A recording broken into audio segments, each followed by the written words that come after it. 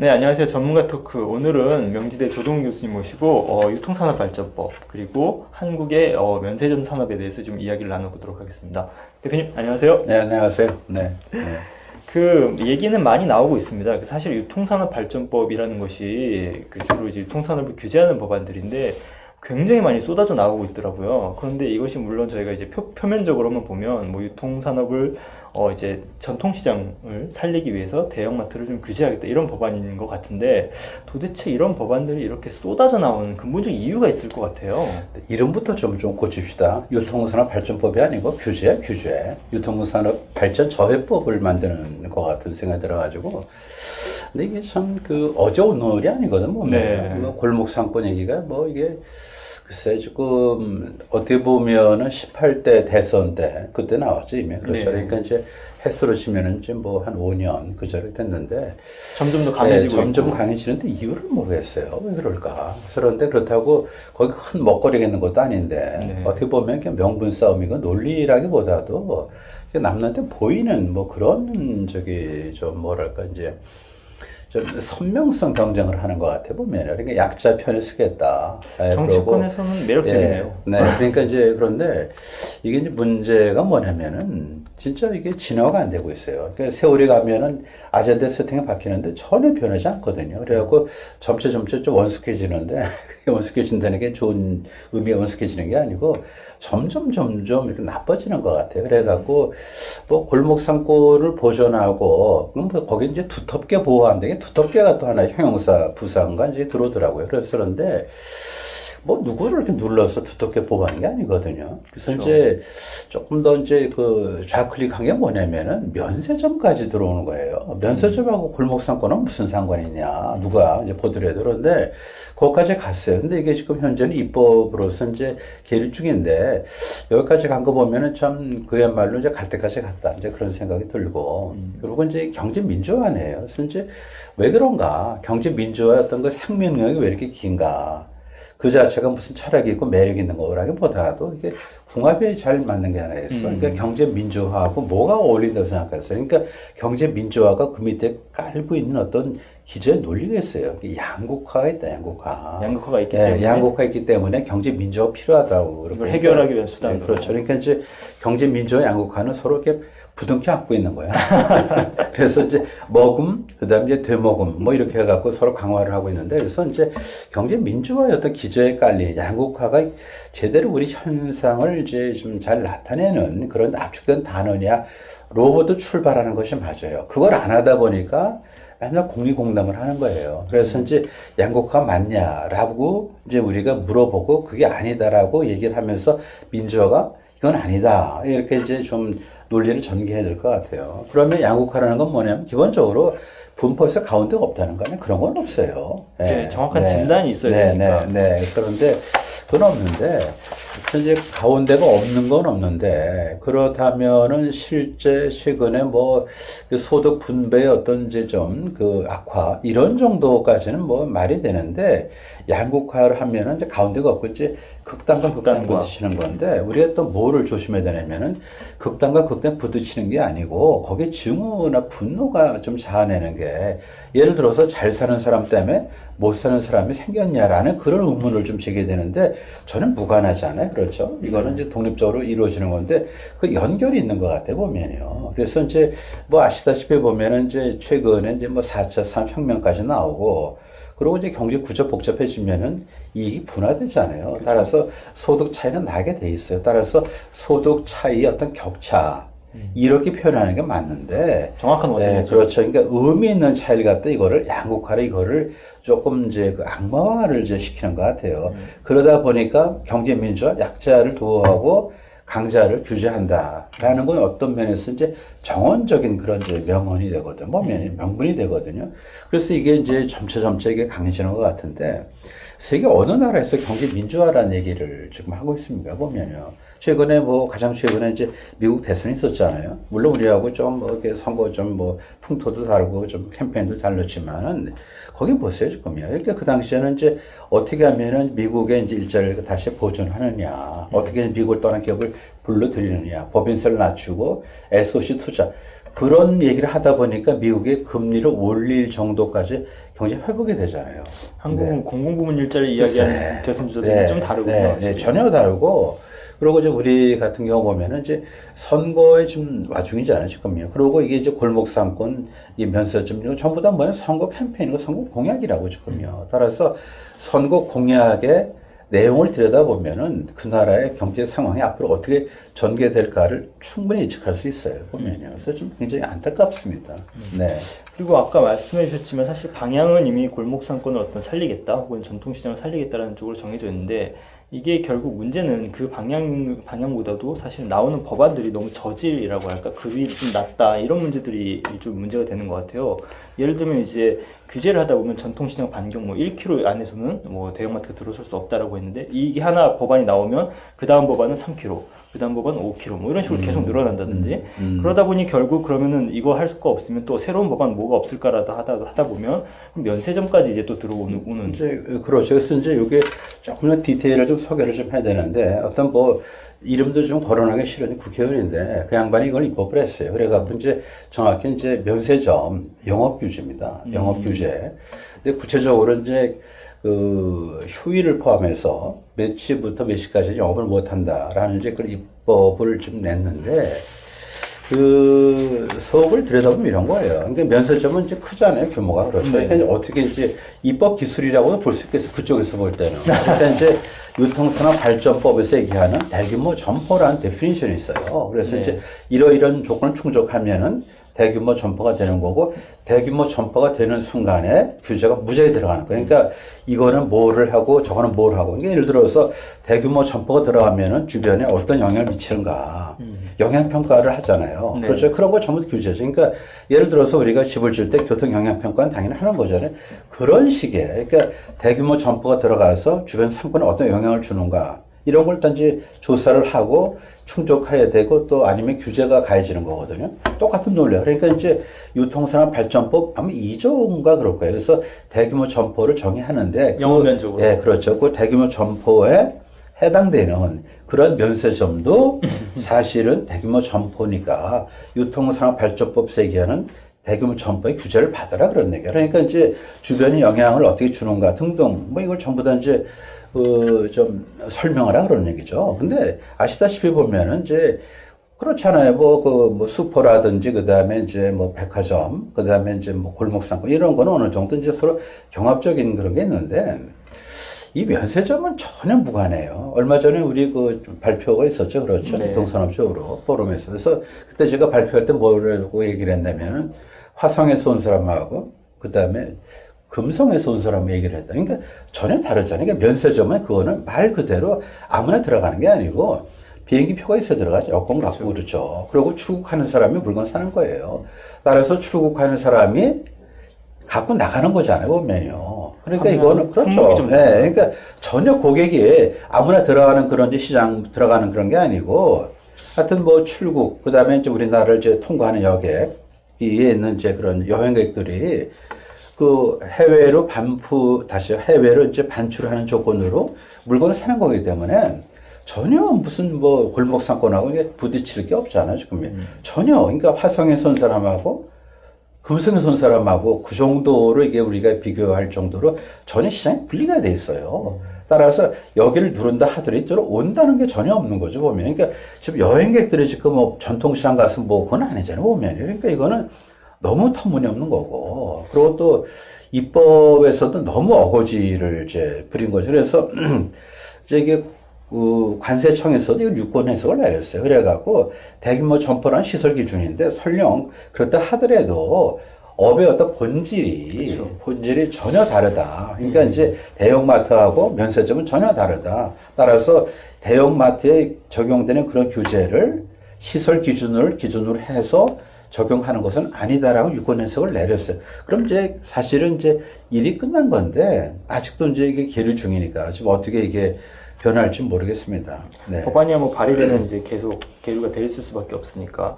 그리고 아까 말씀하신 것처럼 사실은 대형마트와 전통시장, 대형마트를 규제할 때 전통시장이 살아나느냐라는 문제에서도 소비 증발 문제가 굉장히 많이 이제 논란이 되지 그렇죠. 않았습니까? 그렇죠. 이걸 규제한다고 이게 다 이쪽으로 갈까라는 네, 논란이 그렇죠. 굉장히 많았는데 면세점은 이 문제 정도가 아니라 완전히 이제 층이 다른 아까 그렇죠. 말씀 화성과 금성 네, 그렇죠. 그런 문제가 있어서 왜 이 법안이 나왔는지가 약간 좀 그러니까 논리적으로 좀 궁핍한 면이 이게 좀 논리적으로 보면은 이제 뭐 궁핍 정도가 아니고 논리적으로 뭐 전혀 말이 안 되는 거죠. 그래서 이거는 입법을 위한 입법이고 남한테 이제 보여주는 것 같아요.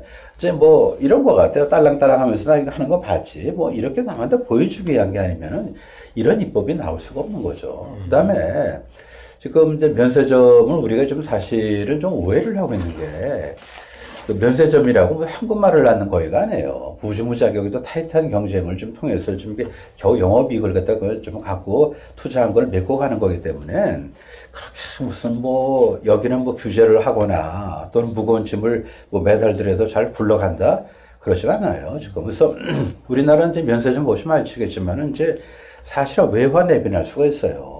우선 기본적으로 여기는 다 직영 아닙니까? 직영. 네. 그렇죠. 그러니까 다 직구매를 해야 되는 거죠. 모든 거를. 매출은 그렇죠. 크지만. 그렇죠. 매출은 크지만 다 직구매 하니까 뭐 직접 비용은 엄청나게 많은 거고. 그리고 또 최근에 신규 이제 면세점이 이제 들어갔는데 이게 회수가 될 때까지 시간이 꽤 길어요. 보면은요. 그러니까 지금 들어가서 굉장히 조금 뭐 몇 년은 뭐 적자를 굉장히 우리가 이제 그 견딜 수 있는 그런 대기업이 아니면 들어갈 수 없는 거고. 변수도 있지 않습니까? 그렇죠. 면세점 특허권 자체가 이제 뭐 항구적으로 주는 게 아니기 때문에 재심사 기간이 있어요. 근데 그거는 또 좀 약간 좀 차치한다 하더라도 네. 하여튼 면세점의 어떤 업황을 볼 때 외화 내변하기 쉬운 거죠. 그러니까 다 모든 걸 직영을 하는 거 아닙니까? 직구매를 하는 거 아니에요. 네. 예를 들어서 이마트 같은 데는 그냥 들어오는 거죠. 그러니까 점포를 그냥 빌려주는 거예요, 보면요. 공간을. 근데 거기는 그게 아니고.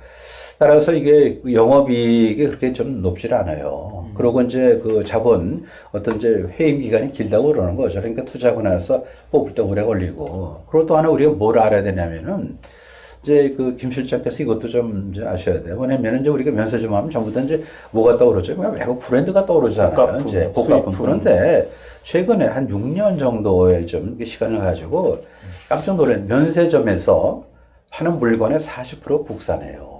16년 기준으로 보면. 그러니까 16년 기준으로. 그러니까 이게 한 6년 사이에 처음에는 한 80% 정도가 이제 외산이었는데, 그 외산이 한 40% 다시, 외산이 한 60%로 줄었어요. 그러니까 40%는 우리나라에서 만든 물건을 수출한 그런 수출 기업이에요. 사실 이게요. 예.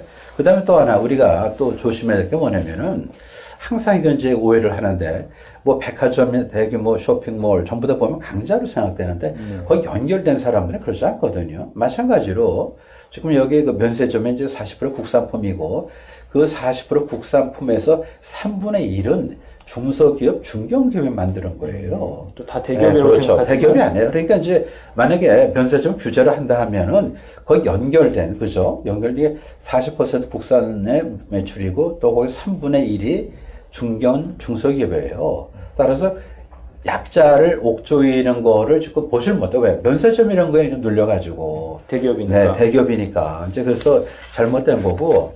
그 다음 고용도요. 상당히 고용이 이게 좀 요새 한 사람 일자리가 좀 뭐, 그렇다 귀하잖아, 보면요. 그런데 그 면세점에 대한 종사자가 27,000명이에요. 굉장히 많네요. 많죠. 그러니까 한 개 기업을 한번 의제를 해보세요. 27,000명을 고용을 한다?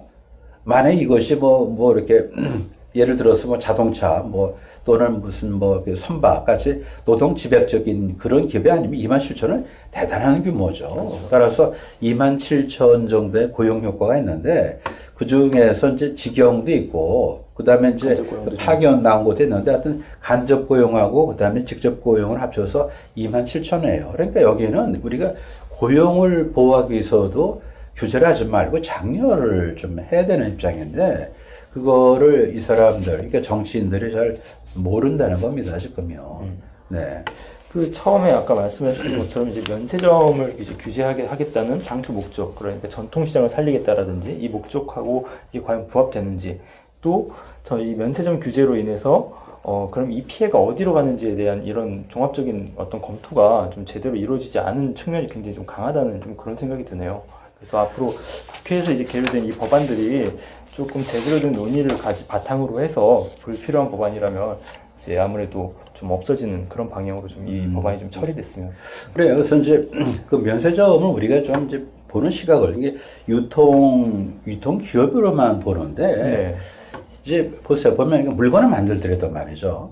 이것이 팔리는 어떤 이제 출구가 있어야만 물건이 만들어지는 거 아니에요? 그런 면에서 볼 때 면세점은 우리나라 수출 플러스 문화까지 파는 그런 기업이에요. 그러니까 이게 아까 27,000의 어떤 고용풀도 있잖아요. 그렇죠. 그래서 그런 거 보면은 이 면세점도 사실은 굉장히 중요한 어떤 프론티어. 그러니까 보면은 이제 유통 혁신의 결과로서 면세점이죠. 우리가 여태까지 보면은 이제 물건을 만들어서 그냥 우리끼리 소비를 했잖아요. 이거를 외국 사람한테 팔겠다는 생각을 한 것이 사실 면세점의 아이디어거든, 보면요. 그래갖고 뭔가 좀 앞서갈 수 있고, 우리나라 문화까지 수출할 수 있고 말이죠. 그런 건데, 이거를 그냥 뭐 아무것도 모르고, 전혀 무관한 어떤 뭐, 골목 상권에 연결해가지고, 골목 상권을 두텁게 보호하기 위해서는 이런 것까지 규제를 해야 된다 생각하는 거니까, 좀 그 일종의 국회의원의 지력은 좀 심각한 수준이고, 그리고 또 그 전에도 우리가 익히 알고 있지만은 과거에 전통시장을 살리기 위해서 우리가 취해온 조치들이 전통시장을 살리는데 별 도움이 안 됐다라는 것을 거의 입증이 됐다고요. 그럼에도 불구하고 과거의 어떤 정책에 대한 어떤 사고를 반성하거나 성찰하기는커녕 더 레프트 리닝 하는데 그거죠. 그리고 이게 이제 국회에서 이렇게 하는 건 뭐냐면은 이제 선거 때 이제 역시 뭐 우리가 이제 뭐 합니다라고 종을 치는 효과를 이제 이렇게 저는 본다는 거죠. 그래서 이거는 참 아니다. 그리고 이 면세점이라는 거는 뭐 국가가 키운 건 아니에요, 사실요. 키운 건 아니고 좀 그냥 어떻게 보면은 이제 유통의 혁신이죠. 혁신이고, 그리고 또 실제로 국가도 말이죠. 이 면세점을 우리가 이제 특허라고 그러잖아요. 그러니까 특허 수수료를 받아요. 네. 그것도 이제 보면은 매출이 한 0.4%가 되는데 이게 한 뭐 몇십억쯤 되더라고요. 이것도 정부에서 볼 때는 그냥 매년 세외 수입이 잡히는 거죠. 네, 뭐 그런 것도 보면 뭐 그 세금에 해당되는 세외 수입도 더해주고 고용도 더해주고 그다음 면세점의 한 40%는 국산이고 또 거기에 한 3분의 1 정도는 중소중견기업이고 그렇게 생각하면 우리가 이거를 그냥 뭐 겉모습만 보고 그냥 면세점 하고 뒤에 숨은 뭐 갈려진 건 못 보고 그냥 이거는 뭐 때려도 된다 규제해도 된다 하는 거는 진짜 아닌 것 같아요. 네, 그리고 또 이게 이제 면세점이 이런 것 같아요. 우리가 이제 마이스라고 그러잖아요. 네. 마이스에서 아시겠지만 하여튼 이제 이 관광 그다음에 이제 뭐 컨벤션 다 해서 그런 건데 이것도 항공모함 같이 이렇게 선단으로 가야 돼요, 보면요. 그렇게 해서 그 외국에 올 때 사실 그 나라 특산품을 사고자 하잖아요. 근데 이제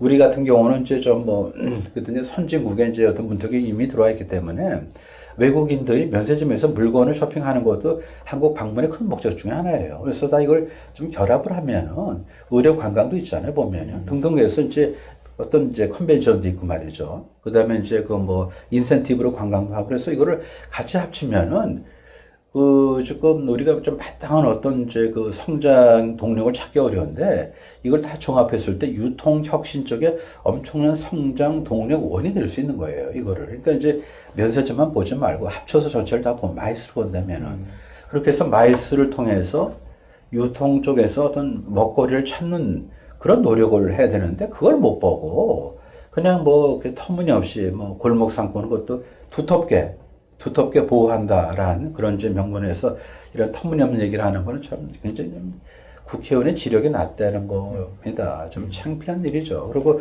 이제 끝으로 이제 거의 결론이 온 것 같은데 그럼 이제 골목 상권 어떻게 할 거냐?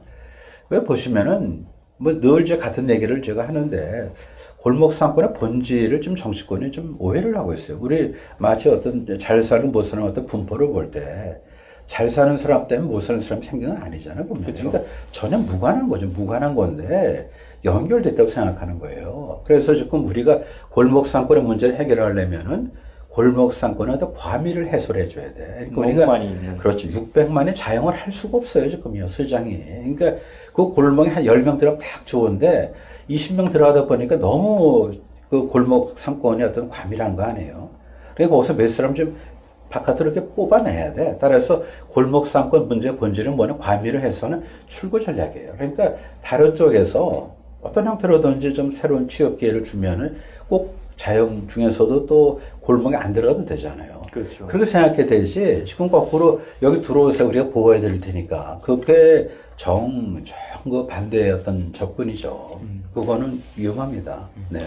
좀 지금 시대에 맞는 4차 산업혁명 시대에 맞는 새로운 접근 방법이 좀 필요한 시간인 것 같습니다. 네. 네, 오늘 명지대 조동 교수님 모시고 유통산업발전법 그리고 한국의 어떤 면세점 산업에 대해서 이야기 나눠봤습니다. 교수님 오늘 고맙습니다. 네.